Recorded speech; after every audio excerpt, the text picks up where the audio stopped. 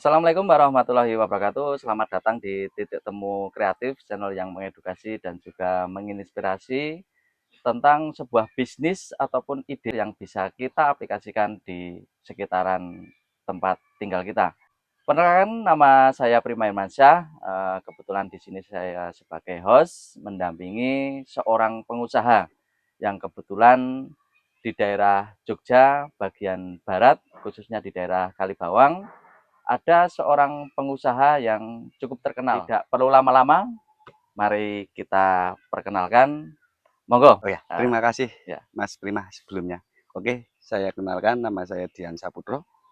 Kebetulan saya di sini pendatang ya Mas Prima sebetulnya. Kebetulan juga saya sebagai host juga di Titik Temu ini.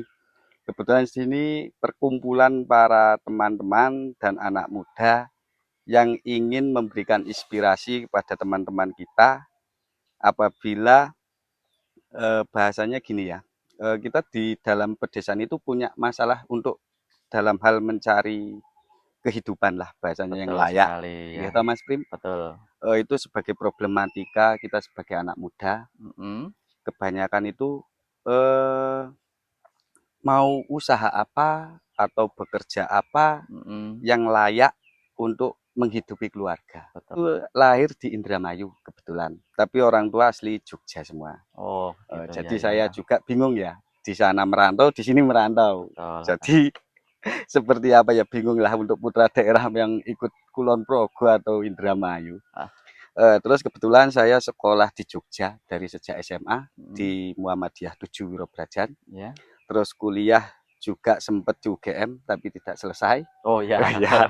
boleh boleh. Terus yang Bagus sampai itu menginspirasi nanti. yang sampai selesai itu di Universitas Muhammadiyah Yogyakarta. Oke. Sebelumnya emang gimana ya Mas Prim, saya itu kuliah juga sambil jualan kantin. Oh ya.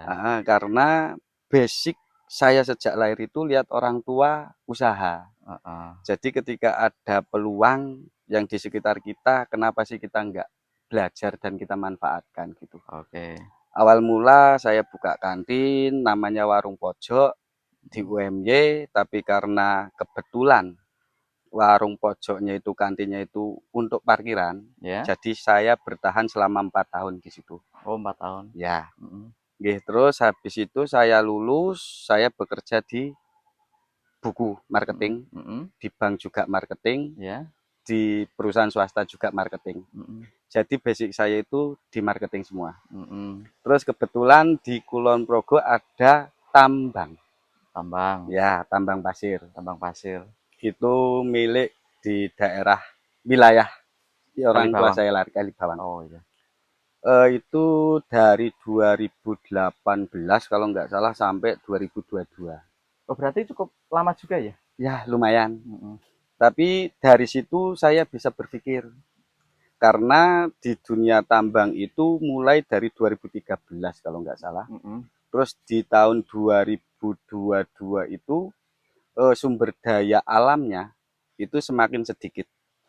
Nah, terus setelah sekian lama Anda dari kuliah, terus ada pekerjaan sebelum fokus ke dunia peternakan, apa yang kira-kira menarik dari perjalanan bisnis Anda? Oh ya, kalau dalam dunia usaha, yang paling menarik menurut saya tetap dijual beli di kantin. Intinya dagang. Dagang. Oh, Dagang itu hal yang menarik karena apa ya? Itu perputaran uang setiap hari ya Mas Prima. Yeah. Tapi kebetulan namanya usaha ya, tetap naik pasang surut, terus ada apa ya, rezeki. Betul Rezeki yang sekali. sudah diatur, kemungkinan rezeki saya cuma 4 tahun di situ, di kantin. Karena itu sebuah usaha itu kalau orang Jawa bilang itu hanya adang-adang. Betul. Jadi Ya. kita itu tidak bisa fokus, harus ditargetkan sekian-sekian. Betul sekali. Betul sekali. Perjalanan ke kantin, terus pindah ke tambang, dan akhirnya Anda memutuskan untuk beternak ayam broiler, itu yang paling berat dalam segi resiko kira-kira apa, Mas? Aslinya kalau untuk dalam segi resiko, semua usaha itu beresiko Mas. Tapi masa transisi yang paling berat. Jadi contohnya Betul kalau betul, heeh. saya dari tambang nih, Ya, terus ingin pindah usaha, itu awal mula usaha itu yang paling berat. Karena di peternakan kita juga nggak punya ilmu sama sekali, mhm, nggak ada yang dampingin, tapi alhamdulillah untung ada teman-teman yang bantu. mhm. Jadi buta lah bahasanya kalau untuk jalan itu ke peternakan itu buta sekali. Oh berarti, jenengan, menjalankan bisnis usaha peternakan ini istilahnya otodidak? Betul, Oh, boleh tahu kalau dari pendidikan jenengan itu jurusan? saya ekonomi Mas, Oh ekonomi ekonomi, oh akuntansi, ya. betul. Kira-kira itu ada relevansinya nggak? Ada hubungannya nggak Oh sama iya, jurusan yang Anda pilih? gini ya Mas Prim, kemungkin menurut saya pribadi ya, Ya, segala pendidikan meskipun itu tidak satu jurusan dengan latar belakang usaha kita, ya, itu sangat penting. mhm. Contoh kalau kayak saya di ekonomi, mungkin kalau orang lihat lulusan ekonomi kan arahnya sebagai pegawai ya, nyuwun sewu. Ya, Kalau rata-rata kalau untuk seperti itu, saya, heeh, betul. tapi di dalam dunia kerja, Mhm, kalau untuk usaha ekonomi menurutku sangat penting, Mas mhm, Prim. Contoh, segala pembukuan juga penting. Kalau mhm, kayak saya kan kayak kantin juga kan pasrah ke orang. ya, Kalau kita nggak tahu pembukuan, kita nggak tahu ini untung atau rugi, mhm, setidaknya kayak gitu. Terus kayak untuk di marketing, itu juga kan ekonominya juga penting. Karena kita kan harus lihat orang lain. mhm, Apabila kita mau bekerja sama dengan orang lain biar masuk jadi nasabah kita kan kita harus lihat latar belakang. Itu betul, juga dilihat heeh, dari insting. mhm, Insting kita juga muncul dari pendidikan Mas Prim, gitu. mhm, Terus yang ketiga, dari kandang, mhm, memanajemen. mhm, Banyak hal pelajaran yang dari sekolah itu penting untuk dilaksanakan dalam pekerjaan semuanya itu. mhm, Jadi tetap berpengaruh kalau mhm, menurut saya. Itu lahir emang di perantauan. Jadi orang tua itu emang kalau nggak usaha nggak bisa makan lah bahasanya waktu itu, cuma modal ijazah. buka jasa Ah, ah. ya, Jadi dilihat dari kebiasaan sehari-hari, kemungkinan termasuk ke mindset gitu Mas Prim. Dari mhm, mindset, terus kita bisa membaca peluang, mhm, terus kerasnya dunia perantauan seperti itu toh. mhm, Jadi bahasanya kalau kita nggak kerja ya nggak makan lah. ya, heeh, Jadi setelah saya dewasa, terus besar, mungkin apa ya bahasanya itu melihat peluang itu secara alamiah lah gitu. mhm, Jadi kalau orang bilang bisa dipelajari, iya oke, ada yang bisa dipelajari, ada yang otodidak tahu-tahu, oh ini bisa untuk jualan, ya kita jualan. mhm, Yang penting mhm, itu kita mencoba dan laksanakan, gitu ya. Mas Pin. Dari sekian usaha-usaha, terus Betul, peternakan ini menjadi pilihan panjenengan, nggih.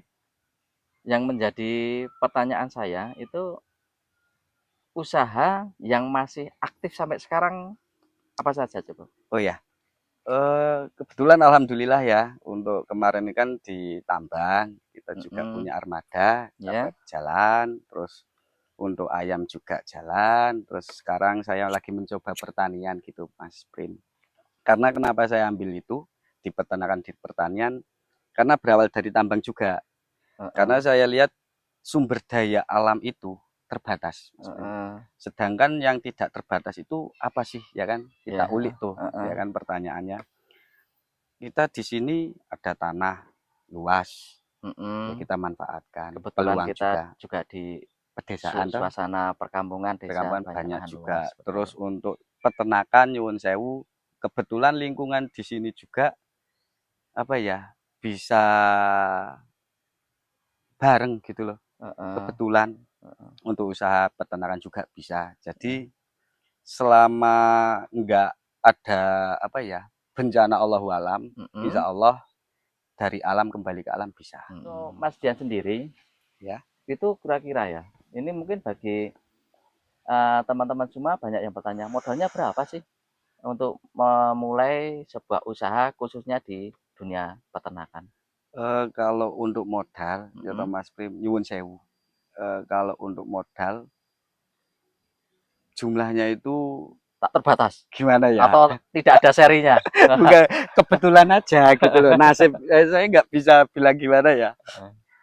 Contoh lah ya kan, misalnya nyuwun sewu, bagi orang yang pengen usaha ayam boiler dengan modal yang kebetulan sangat mepet.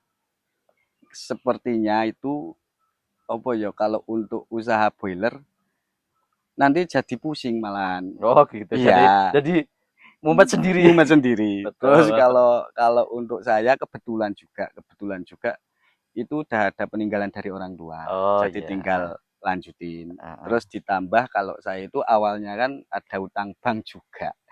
Oh, Jadi ya, tapi kalau yang tidak punya apa, kalau punya utang bank ternyata tidak bisa apa yang ngerancang keuangan, heeh. pendapatan jenengan, terus kira-kira untuk nutup bank nggak bisa, nyuwun sewu. Mhm. Sekali lagi, saya tidak anu ya, maksudnya daripada berat pikirannya, Iya, heeh. lebih baik kita ngikutin aja.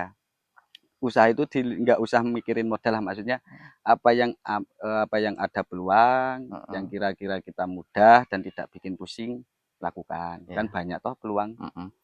Jadi pada pada intinya itu masalah modal itu mungkin nomor 2 ataupun nomor 3 yang penting Betul, niat. Begitu ya Mas betul. Dian ya? Ya, Terus kendala apa saja yang, Mas Dian alami ketika meneruskan warisan usaha peternakan, kendalanya? kendalanya. Oke, otomatis kalau untuk menjalankan yang sudah berlanjut ya Mas Prim, Ya, heeh. otomatis kandang banyak ada yang rusak. Jadi Mhm. kita mengeluarkan modal lagi juga untuk kandang, Oh iya. perbaikan juga. Harga di pasaran ayam itu per kilonya berapa tuh, Mas? Kalau saya kebetulan bermitra ya Mas. Oh Oh bermitra, ya, bukan apa ya, bukan bukan mandiri. mandiri, oh, Ya, heeh. kalau saya bermitra karena kalau nggak bermitra modalnya yang nggak kuat. Oh, Begitu. terus kalau misalnya bermitra, itu mungkin bagi teman-teman yang di luaran sana yang mempunyai niatan ataupun mungkin mempunyai atau ingin memulai, bisnis yang sama seperti Mas Dian ini, kira-kira syaratnya apa? Oh Kira-kira syaratnya kalau ingin bermitra? bermitra, yang jelas anu ya Mas, kita punya lahan, nomor satu. Punya lahan, terus kita punya kandang juga, Mhm, dan itu fasilitas jalan, terus lingkungan juga harus aman dulu, mhm, karena sosialnya kan besar kalau ya, untuk kandang ayam, efeknya gitu. mhm. Yang penting itu udah selesai bikin kandang, baru kita pengajuan ke PT yang kita ajak mitra. Sekarang Oh banyak ya, kok mitra-mitra yang mau lagi nyari kandang ayam gitu. terus bedanya mitra sama mandiri? Oh kalau mitra gini ya Mas Prim, pada dasarnya prinsipnya modal semua kayak OVK, bibit, terus pakan, terus hasil panen juga itu udah dari PT semua.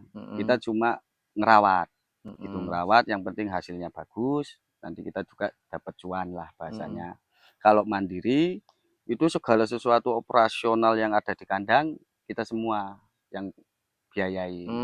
Ya Jadi ya berat ya, itu, heeh. berat.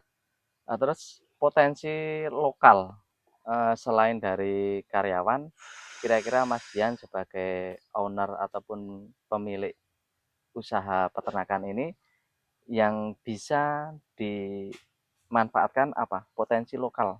Potensi lokal untuk kandang ayam ya Mas ya. Mhm, Contoh simpel ya, kotoran hewan. kotoran hewan. Kotoran ayam broiler ini kan populasi 10.000 itu hampir 300 karung untuk kotoran hewan. Mmm, mhm. Padahal di sini kan lingkungannya pertanian. Nyuwun sewu. Kotoran ayam saya itu malah dilirik oleh orang daerah gunung. Contohnya daerah Muntilan. Oh, jadi lingkungan sekitar sini malah tidak memakai atau gimana? Belum, kemungkinan Oh, belum. iya. Belum tahu manfaatnya lah Mas Prim. Heeh, Masih nyari yang apa ya? Bahasanya yang gampang-gampang lah, simpel, beli pupuk kimia gitu. mhm, Padahal untuk kotoran hewan itu menurut saya sangat bagus. Makanya saya juga terjun ke pertanian, mhm, mengaplikasikan dari kotoran hewan saya sendiri. Siapa mhm, tahu kan lingkungan sekitar berminat. mhm. Karena apa ya? Kalau enggak kita contohkan itu agak-agak susah kalau awalan itu Mas Prim. Betul betul sekali. Mm-mm. Terus yang menjadi pertanyaan lagi, Nggih, itu dari mitra itu ada target nggak? jelas. Oh, jelas ada target, Heeh, heeh. yang namanya juga kerjasama ya Mas ya. Nggak Mhm, mungkin kan sana untung sini rugi kan. Ya, betul Otomatis sekali. sama-sama untung lah ya kan. Heeh. Kalau mitra ya prinsipnya you win I win lah biasanya gitu. Betul. Anda untung saya juga untung. Ya. Baiklah, sekarang kita berada di tempatnya usaha Mas Dian. Coba Mas Dian buat pemirsa, buat Oke. rekan-rekan, dijelaskan kira-kira berapa ukuran yang ideal untuk kandang apa ini namanya tadi? Open. Kandang open. Iya. Nah, monggo silahkan yuk Kalau kita ini sambil jalan-jalan. siap. Kalau ini mengikuti keadaan tanah ya Mas ya. Jadi yang penting jalur untuk mobilitas bisa, kayak mobil datang, mobil panen datang juga bisa lewat. Oh ya. Terus sebelahnya untuk kita kandang. Gitu. Berarti ini ukuran lebar jalan ini untuk lalu lintas. Betul. Buat panen ataupun drop pakan gitu ya. Oke. Jadi jalan ini kan sampai ujung sana biar kita memudahkan panen. Nah, inilah teman-teman kondisi kandang miliknya Mas Dian. Nanti bisa kita ulik apa saja yang ada di kandang dan beserta nanti pakan-pakannya. Ini untuk tempat pakan ya Mas. Jadi untuk simpanan pakan kalau papan datang kita taruh sini. Ini tempat istirahat teman-teman kalau malam. Terus yang belakang itu populasi 6.000, yang depan populasi 4.000. Oke. Nah, ini buat teman-teman penampakan dari sebuah kandang ataupun peternakannya milik Mas Dian. Mari kita ulik kembali buat teman-teman, siapa tahu nanti bisa menginspirasi dari obrolan santai pada kali ini. Oh Mas Dian, Ya. Kira-kira untuk kapasitas berapa ribu ekor ini? Ini yang di depan ini kandang depan 4.000 ekor Mas. 4.000 ekor ya. Ini kan ada seket-seket, itu per seketnya per 1.000 ekor. Terus untuk dengan luasan tadi 150-an meter. Oh 150 meter. Itu untuk full kapasitas berapa ekor? 10.000. 10.000. Untuk ayam dengan ukuran dan besar seperti ini, kira-kira ini umur berapa hari Mas? Ini umur 23 hari Mas. Umur 23 hari sudah sebesar ini. Dengan berat? Alhamdulillah. Ini sekitar 9 sampai 1 kilo. 9 sampai 1 kilo dengan umur 23 hari ya. Nah, jadi perkembangannya sangat cepat sekali ya. Alhamdulillah Mas. Untuk pakannya habis berapa sak dengan kapasitas 10.000? Ini yang khusus kandang depan dulu aja ya. Yang 4.000 karena kita kan evaluasi per kandang per ABK biar lebih enak. Toh evaluasinya ini 4.000 ekor, kemarin itu sekitar 130-an sak. 130 sak untuk sampai 23 hari. 23 hari. Terus dengan 4.000 ekor itu total biayanya estimasi kira-kira habis berapa itu kira-kira ya? Biaya kalau untuk mandiri ya Mas ya, kita bisa tahu kan harga pakan. Harga pakan itu ada tiga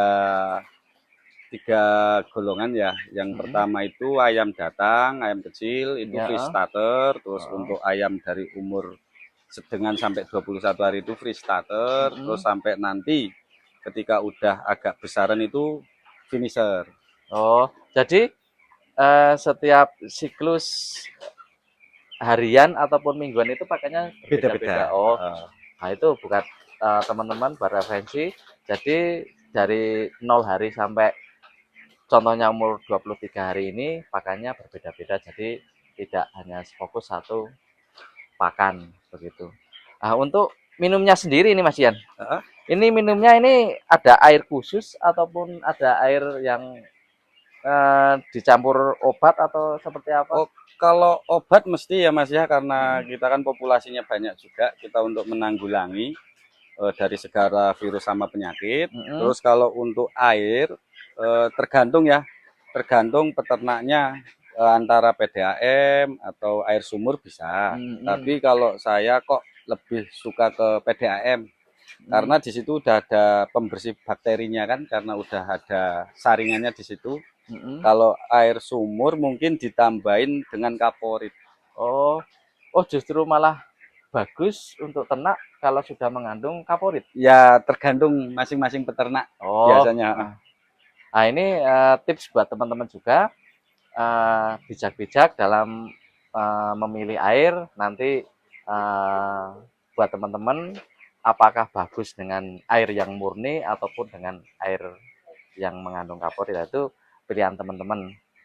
Nah terus selanjutnya ini buat teman-teman nanti kalau misal ada pertanyaan ataupun request video apa yang mau diliput selanjutnya, nanti tulis di kolom komentar. Dan jangan lupa, sekali lagi kami mengingatkan, jangan lupa subscribe, like, komen, dan juga share. Dengan ukuran kandang seluas ini, kira-kira yang ideal itu dikasih berapa ribu idealnya untuk kan ini kan ada 2 plong. Iya. Yang 1 plong ini mungkin kalau dibagi 2 berarti 150, berarti 75 meter ya kurang lebih. Oh, enggak nyampe. Ini kan cuma populasi 4.000, yang paling banyak yang di belakang 6.000. Oh, 60-40% lah.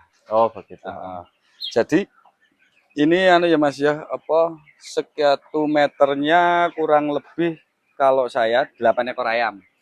1 meternya? Iya. 1 meter persegi idealnya untuk 8 ekor ayam. Oh, begitu. Oh ya, sambil kita pindah lokasi, sedikit informasi. Kira-kira untuk per karungnya itu harga berapa Mas? Oh, tadi kan ada 3 golongan. Kalau yang untuk free itu lebih mahal karena komposisinya berbeda. Itu 1 kilonya 10.500. 1 kilo. Ya. Padahal 1 sak itu isi berapa? 50 kilo. Oh, 50 kilo. Terus untuk starternya itu sekitar 10.000. Terus untuk finisher dalam bentuk pelet itu sekitar 9.600. Oh, begitu. Perkilonya. Nah, itu jelas ya teman-teman, nanti per kilonya mungkin di rata-rata itu mungkin sekitar 11 ribuan. 10.000 atau 11.000 Mas? 10.000 Mas, kemungkinan 10.000. Nah, itu bisa buat referensi harga per kilo untuk makan ternak broiler. Betul. Kurang lebih seperti itu.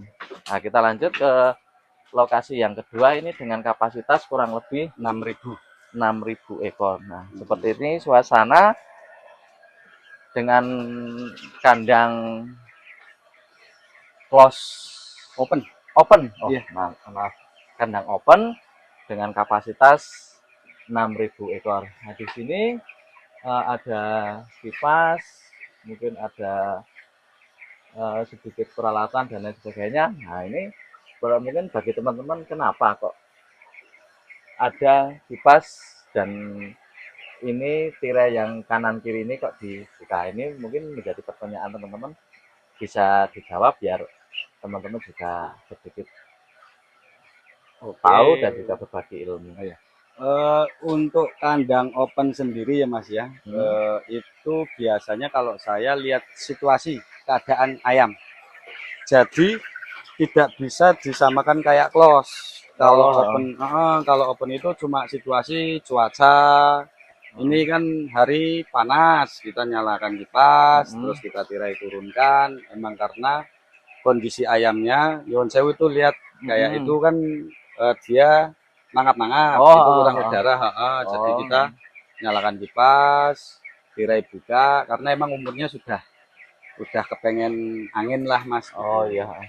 Oh, berarti fungsi dari kipas ini juga sedikit banyaknya memberi apa ya? Memberi sirkulasi agar apa ya?